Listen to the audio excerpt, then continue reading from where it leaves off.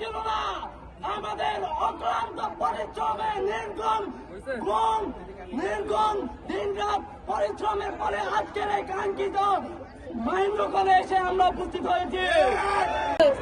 তারা 3 দিনের কালো দিবস ঘোষণা করেছিল, কালো ব্যাংক ধারণ করছিল। তারা আমাদের গায়ে হাত তুলে আমাদেরকে আমরা তখন কিচ্ছু বলতে পারি না।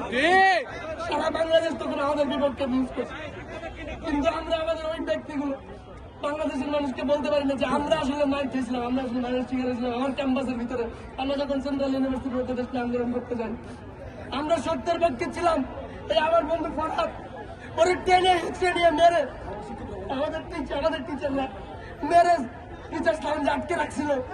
আন্দোলনের সেদিন কিচ্ছু বলতে পারি নাই, মুখ বন্ধ করেছিল। যারা আমাদের পক্ষে কাজ করেছেন, আল্লাহ আপনাদের জন্য অনেক দোয়া করুন। শিক্ষক শব্দের বিরুদ্ধে আমাদের কোনো প্রকারের কোনো অভিযোগ নেই। শিক্ষক শব্দের আড়ালে যারা গুন্ডামি করে এই সেন্ট্রাল বিশ্ববিদ্যালয়ের মাধ্যমে, আমরা সেই গুন্ডাদেরকে বলবো আপনারা শিক্ষক শব্দটাকে কলঙ্কিত করবেন না।